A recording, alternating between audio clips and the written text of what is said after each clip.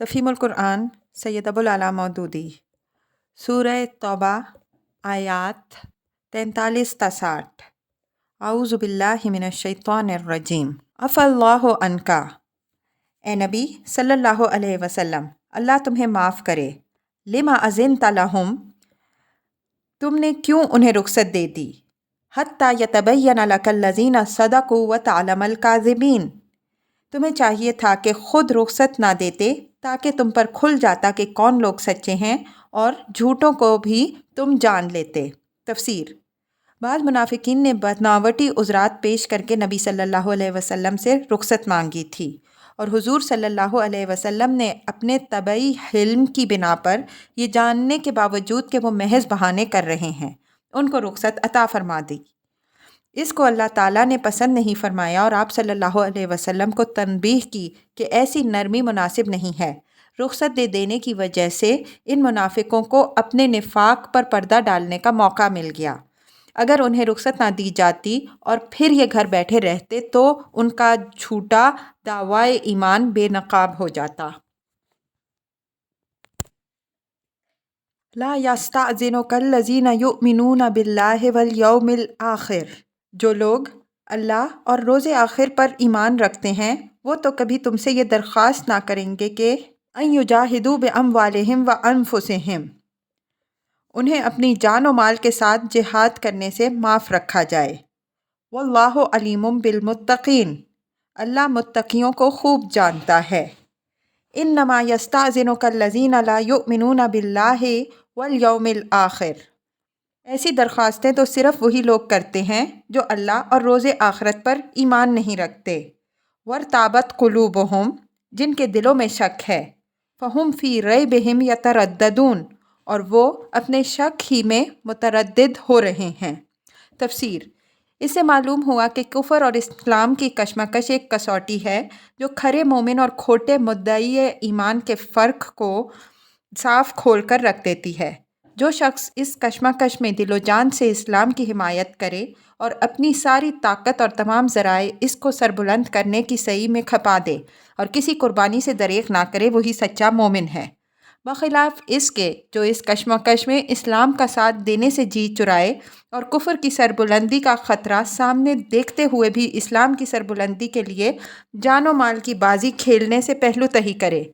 اس کی یہ روش خود اس حقیقت کو واضح کر دیتی ہے کہ اس کے دل میں ایمان نہیں ہے۔ وَلَوْ أَرَادُوا الْخُرُوجَ لَأَعَدُّوا لَهُ عُدَّةً، اگر واقعی ان کا ارادہ نکلنے کا ہوتا تو وہ اس کے لیے کچھ تیاری کرتے۔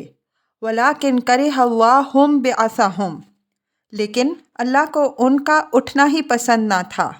تفسیر: یعنی بادل ناخواستہ اٹھنا اللہ کو پسند نہ تھا، کیونکہ جب وہ شرکت جہاد کے جذبے اور نیت سے خالی تھے اور ان کے اندر دین کی سربلندی کے لیے جانفشانی کرنے کی کوئی خواہش نہ تھی، تو وہ صرف مسلمانوں کی شرما شرمی سے بد دلی کے ساتھ یا کسی شرارت کی نیت سے مستعدی کے ساتھ اٹھتے، اور یہ چیز ہزار خرابیوں کی موجب ہوتی، جیسا کہ بعد والی آیات میں بتصریح فرما دیا گیا ہے۔ فَثَبَّتَهُمْ، اس لیے انہیں سست کر دیا گیا۔ وَقِيلَ اقْعُدُوا مَعَ الْقَاعِدِينَ، اور کہہ دیا گیا کہ بیٹھ رہو بیٹھنے والوں کے ساتھ۔ لَوْ خَرَجُوا فِيكُمْ مَا زَادُوكُمْ إِلَّا خَبَالًا، اگر وہ تمہارے ساتھ نکلتے تو تمہارے اندر خرابی کے سوا کسی چیز کا اضافہ نہ کرتے۔ وَلَأَوْضَعُوا خِلَالَكُمْ يَبْغُونَكُمُ الْفِتْنَةَ، وہ تمہارے درمیان فتنہ پردازی کے لیے دوڑ دھوپ کرتے۔ وَفِيكُمْ سَمَّاعُونَ لَهُمْ، اور تمہارے گروہ کا حال یہ ہے کہ ابھی بھی اس میں بہت سے لوگ ایسے موجود ہیں جو ان کی باتیں کان لگا کر سنتے ہیں۔ وَاللَّهُ عَلِيمٌ بِالظَّالِمِينَ، اللہ ان ظالموں کو خوب جانتا ہے۔ لَقَدِ ابْتَغَوُا الْفِتْنَةَ مِن قَبْلُ، اس سے پہلے بھی ان لوگوں نے فتنہ انگیزی کی کوششیں کی ہیں۔ وَقَلَّبُوا لَكَ الْأُمُورَ حَتَّىٰ جَاءَ الْحَقُّ وَظَهَرَ أَمْرُ اللَّهِ وَهُمْ كَارِهُونَ، اور تمہیں ناکام کرنے کے لیے ہر طرح کی تدبیروں کا الٹ پھیر کر چکے ہیں، یہاں تک کہ ان کی مرضی کے خلاف حق آ گیا اور اللہ کا کام ہو کر رہا۔ وَمِنْهُمْ مَنْ يَقُولُ ائْذِن لِّي وَلَا تَفْتِنِّي، ان میں سے کوئی ہے جو کہتا ہے کہ مجھے رخصت دے دیجئے اور مجھ کو فتنے میں نہ ڈالیے۔ تفسیر: جو منافق بہانہ کر کے پیچھے ٹھہر جانے کی اجازتیں مانگ رہے تھے، ان میں سے بعض ایسے بے باک بھی تھے جو راہ خدا سے قدم پیچھے ہٹانے کے لیے مذہبی اور اخلاقی نوعیت کے حیلے تراشتے تھے۔ چنانچہ ان میں سے ایک شخص جد بن قیس کے متعلق روایات میں آیا ہے کہ اس نے نبی صلی اللہ علیہ وسلم کی خدمت میں آ کر عرض کیا کہ میں ایک حسن پرست آدمی ہوں، میری قوم کے لوگ میری اس کمزوری سے واقف ہیں کہ عورت کے معاملے میں مجھ سے صبر نہیں ہو سکتا۔ ڈرتا ہوں کہ کہیں رومی عورتوں کو دیکھ کر میرا قدم پھسل نہ جائے، لہٰذا آپ مجھے اس فتنے میں نہ ڈالیے اور اس جہاد کی شرکت سے مجھ کو معذور رکھیں۔ الا فی الفتنۃ سقطوا، سن رکھو، فتنے میں تو یہ لوگ پڑے ہوئے ہیں۔ تفسیر: یعنی نام تو فتنے سے بچنے کا لیتے ہیں، مگر در حقیقت نفاق اور جھوٹ اور ریاکاری کا فتنہ بری طرح ان پر مسلط ہے۔ اپنے نزدیک یہ سمجھتے ہیں کہ چھوٹے چھوٹے فتنوں کے امکان سے پریشانی اور خوف کا اظہار کر کے یہ بڑے متقی ثابت ہوئے جا رہے ہیں، حالانکہ فی الواقع کفر و اسلام کی فیصلہ کن کشمکش کے موقع پر اسلام کی حمایت سے پہلو تہی کر کے یہ اتنے بڑے فتنے میں مبتلا ہو رہے ہیں جس سے بڑھ کر کسی فتنے کا تصور نہیں کیا جا سکتا۔ وَإِنَّ جَهَنَّمَ لَمُحِيطَةٌ بِالْكَافِرِينَ، اور جہنم نے ان کافروں کو گھیر رکھا ہے۔ تفسیر: یعنی تقویٰ کی اس نمائش نے ان کو جہنم سے دور نہیں کیا، بلکہ نفاق کی اس لعنت نے انہیں جہنم کے چنگل میں الٹا پھنسا دیا۔ ان تصبک حسنۃ تسؤہم، تمہارا بھلا ہوتا ہے تو ان کو رنج ہوتا ہے۔ وَإِن تُصِبْكَ مُصِيبَةٌ يَقُولُوا قَدْ أَخَذْنَا أَمْرَنَا مِن قَبْلُ وَيَتَوَلَّوْا وَهُمْ فَرِحُونَ، اور تم پر کوئی مصیبت آتی ہے تو یہ منہ پھیر کر خوش خوش پلٹتے ہیں اور کہتے جاتے ہیں کہ اچھا ہوا ہم نے پہلے ہی اپنا معاملہ ٹھیک کر لیا۔ قُلْ لَن يُصِيبَنَا إِلَّا مَا كَتَبَ اللَّهُ لَنَا، کہو ہمیں ہرگز کوئی بھلائی یا برائی نہیں پہنچتی مگر وہ جو اللہ نے ہمارے لیے لکھ دی ہے۔ ہوا مولانا، اللہ ہی ہمارا مولا ہے۔ وَعَلَى اللَّهِ فَلْيَتَوَكَّلِ الْمُؤْمِنُونَ، اور اہل ایمان کو اسی پر بھروسہ کرنا چاہیے۔ تفسیر: یہاں دنیا پرست اور خدا پرست کی ذہنیت کے فرق کو واضح کیا گیا ہے۔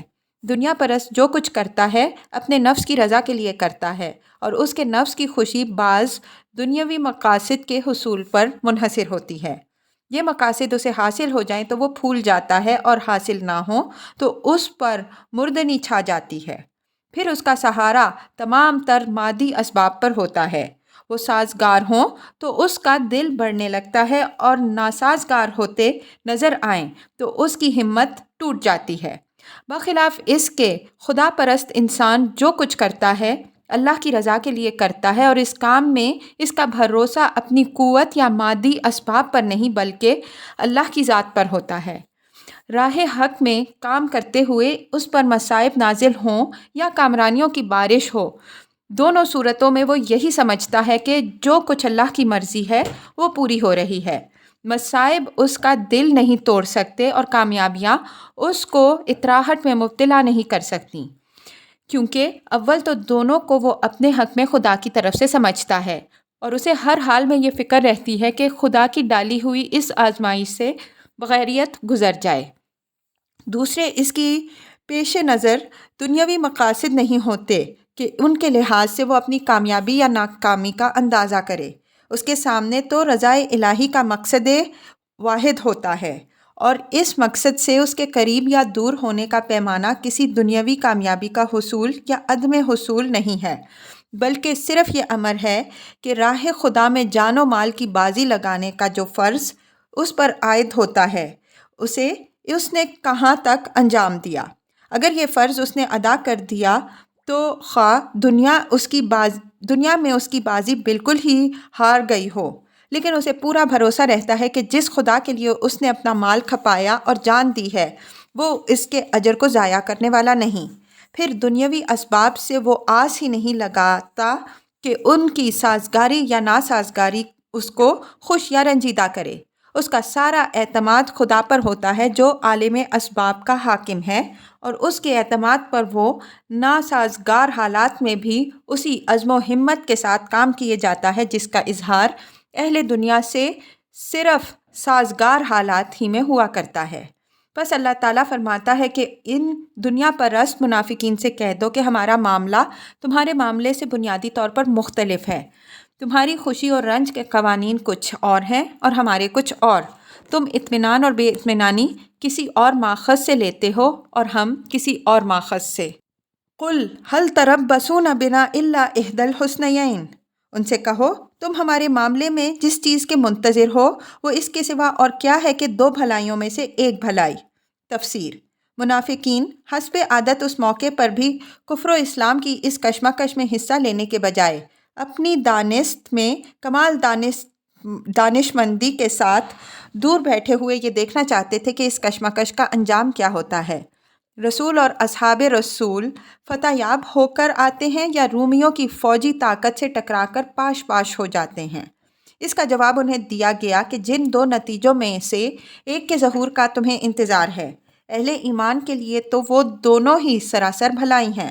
وہ اگر فتح یاب ہوں تو اس کا بھلائی ہونا تو ظاہر ہی ہے، لیکن اگر اپنے مقصد کی راہ میں جانیں لڑاتے ہوئے وہ سب کے سب پیوند خاک ہوئیں تب بھی دنیا کی نگاہ میں چاہے یہ انتہائی ناکام ہو مگر حقیقت میں یہ بھی ایک دوسری کامیابی ہے۔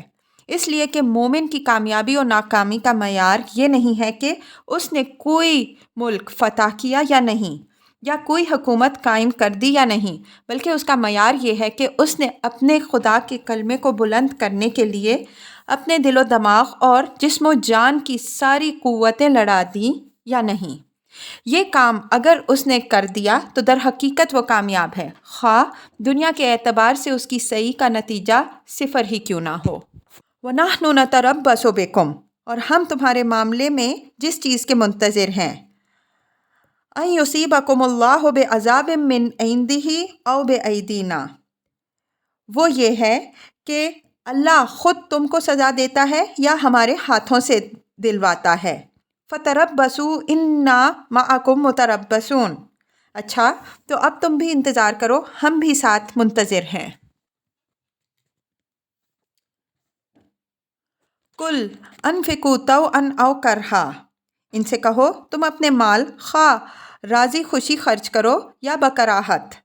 تفسیر: بعض منافق ایسے بھی تھے جو اپنے آپ کو خطرے میں ڈالنے کے لیے تو تیار نہ تھے مگر یہ بھی نہ چاہتے تھے کہ اس جہاد اور اس کی سعی سے بالکل کنارہ کش رہ کر مسلمانوں کی نگاہ میں اپنی ساری وقت کھو دیں اور اپنے نفاق کو اعلانیہ ظاہر کر دیں۔ اس لیے وہ کہتے تھے کہ ہم جنگی خدمت انجام دینے سے تو اس وقت معذرت چاہتے ہیں لیکن مال سے مدد کرنے کے لیے حاضر ہیں۔ لَن يُتَقَبَّلَ مِنْكُمْ، بہرحال وہ قبول نہ کیے جائیں گے۔ إِنَّكُمْ كُنْتُمْ قَوْمًا فَاسِقِينَ، کیونکہ تم فاسق لوگ ہو۔ وَمَا مَنَعَهُمْ أَن تُقْبَلَ مِنْهُمْ نَفَقَاتُهُمْ إِلَّا أَنَّهُمْ كَفَرُوا بِاللَّهِ وَبِرَسُولِهِ، ان کے دیے ہوئے مال قبول نہ ہونے کی کوئی وجہ اس کے سوا نہیں ہے کہ انہوں نے اللہ اور اس کے رسول صلی اللہ علیہ وسلم کا کفر کیا۔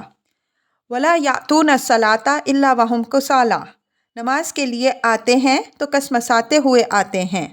وَلَا يُنْفِقُونَ إِلَّا وَهُمْ كَارِهُونَ، اور اللہ کی راہ میں خرچ کرتے ہیں تو بادل ناخواستہ خرچ کرتے ہیں۔